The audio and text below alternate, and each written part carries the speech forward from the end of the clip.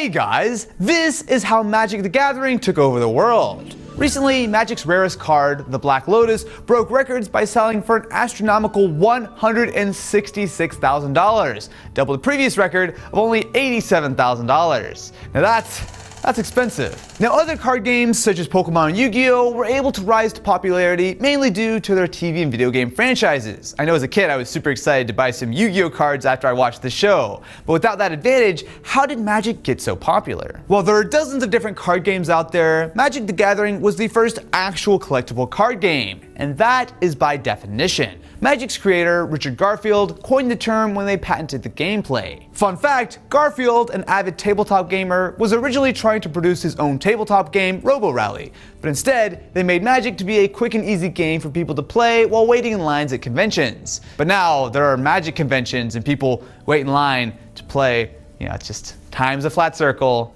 The Matthew McConaughey meme, it all makes sense. Baseball cards, which have been around since as early as the 1860s, have always had the collectible aspect, but there was no actual gameplay involved. It was just a game about collecting your favorite players. Of course, card games such as poker or rummy have been around for centuries. What makes them different from Magic is that they have a set deck structure. For example, poker uses the same 52 card deck every time, whereas in a true CCG, the deck customization is a key element of the gameplay, and that's part of the reason why Magic has become so popular. A big contributing factor for Magic is how accessible it is, especially for new players. Now Magic even offers free decks for beginners.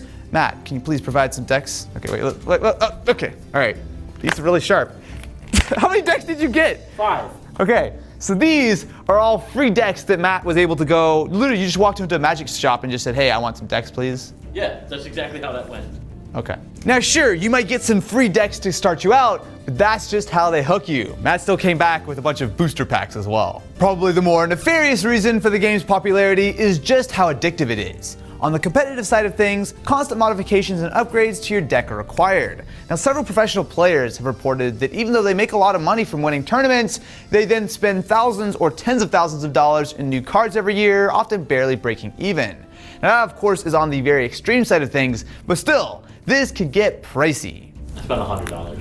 How is it $100 now? From a collection standpoint, around 10,000 individual cards have been printed. Now even semi-rare cards can go for hundreds if not thousands, although sadly our cards are not worth more than 40 cents. You could easily argue that card games such as these are pay to win. Sure, you can go start out with your free deck, but you won't be winning any tournaments with it. For as much as people dislike loot boxes in video games, booster packs have operated pretty much the exact same way for decades. For those with money, you could just go buy a Black Lotus and instantly boost your deck, although it's actually banned in most tournaments, so good luck with your brand new $166,000 card. Now of course it is actually banned for a reason, and not because it's just too powerful. 25 years after first releasing, Magic is probably more popular now than ever, and a huge part of that is due to how well Wizards of the Coast have actually made this a game to play instead of just collect. Although I'm sure we're about to get a lot of comments from Magic people saying no, they suck because they stopped printing my favorite card, and my brother went into debt because he spent all his money trying to find a Black Lotus. I really should stop doing that voice. I think that's really offensive. Thank you so much for watching this episode of This Is. If you enjoyed, definitely be sure to smash that like button and subscribe for more episodes like this. And if you don't, just remember